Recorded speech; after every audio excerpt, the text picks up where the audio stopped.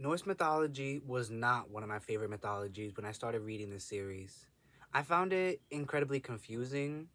That didn't deter me from eventually forming an obsession with the legends and lore of the Norse, though.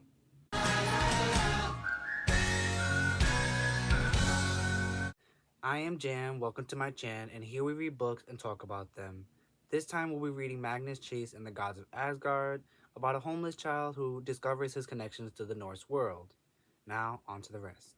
To a child facing homelessness, there are worse things and dangers than Norse gods and monsters running amok. When starvation and shelter are a daily battle, everything afterwards becomes trivial. The Vikings understand that.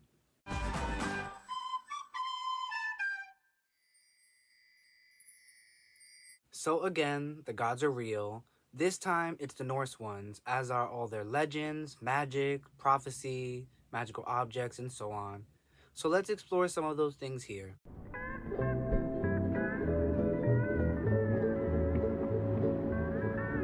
So there are two forms of magic. One is inherited, which is Alfseder, possessed by the children of Frey and Freyja, as well as by elves. Then there is rune magic, the strongest form of magic one can learn. It uses the runic alphabet to affect reality.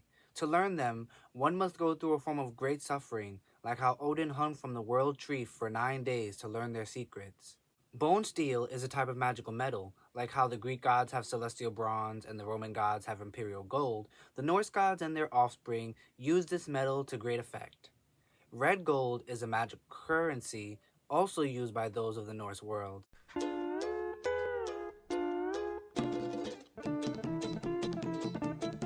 The gods come in two distinct flavors, although three if you want to count Jotun, who are other immortal but not really. There are the Aesir and Vanir, who once fought in the Great Aesir-Vanir War. Vanir are gods of nature, while Aesir are gods of war. Also, gods can only sustain their immortality by consuming golden apples, which are closely guarded.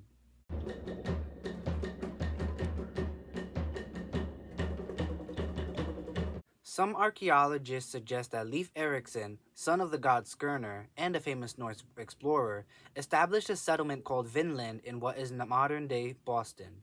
Boston is the cosmic center of the world tree, so it is home to Valkyries, gods, and monsters of all kinds.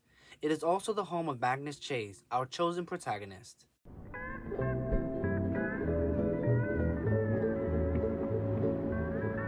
Other beings exist aside from gods and monsters. There are Valkyries, women warriors of Asgard, who choose fallen warriors to enter Valhalla. There are also dwarves and elves, and demigods, all of whom are immortal beings. Elves are creatures of light and air, and are obsessed with perfection. Dwarves are creatures of darkness and take great pride in their craftsmanship. Then there are Einherjar, chosen slain warriors of Valhalla. They're just ghosts with extra steps. There are also the Norns. They foretell the future and control the fates of gods and mortals. They can also give prophecies.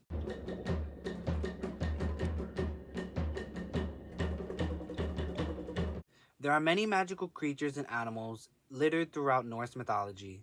There is Fenris, the great wolf, who shall signal the coming end of the world.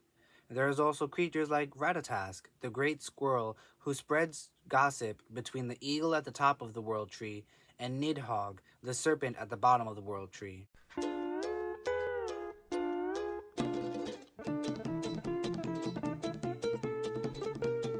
Magical objects are also prominent throughout Norse mythology, as the Norse believe that all important things should have names, including objects. There is Thor's hammer. Mjolnir is one of the most famous symbols in the world. Thanks, Marvel. Which, by the way, Thor is described as a redhead, not sure where this blonde thing came out of. Other magical objects include Odin's spear, Gungnir, or Freya's necklace, Brisingamen.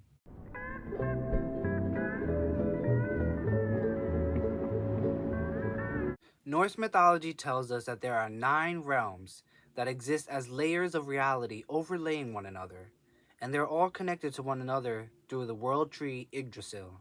There's Niflheim, the realm of ice, Muspelheim, the realm of fire, Midgard, the mortal realm, Alfheim, the realm of elves, bathed in eternal sunlight, Vanaheim, the realm of the Vanir, Asgard, the realm of the gods and where Valhalla is located, Nidavellir, the realm of dwarves, a subterranean world, Jotunheim, the realm of the giants, and Helheim, the home of hell and realm of the dishonorable dead.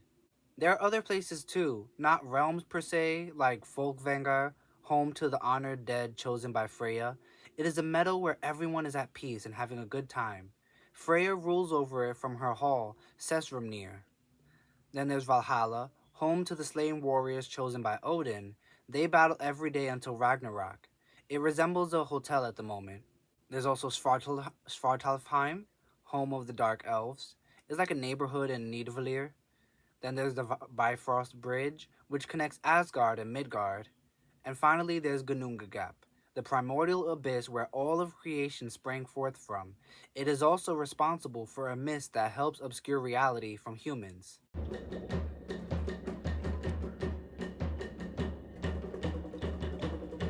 Ragnarok is the name of the game, and everyone is always preparing for it, as it is foretold to come eventually.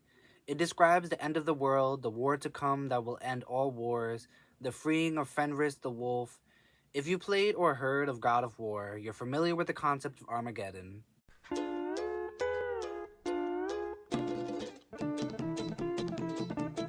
There are four main characters we need to keep track of, and they are Magnus Chase, obviously. He is the titular character after all. He is the son of Natalie Chase. He's a snarky, angry little guy, rightfully so, of course. Then there is Samira Al Abbas, a Muslim Valkyrie who is a bit of a type A, works hard in school, and still has time for collecting the souls of the dead warriors on her free time. There's also Blitzen, a black dwarf.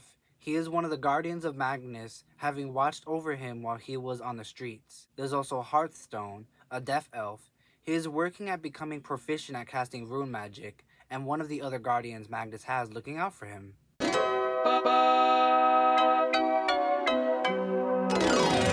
Norse mythology is super complicated, and that's saying a lot considering we just finished a series based on Egyptian mythology, where there are literally thousands of gods. Hopefully we can keep it all straight as we delve into the Magnus Chase and the Gods of Asgard book series. I'll leave it at that and catch you all in the next one where we read the Sword of Summer.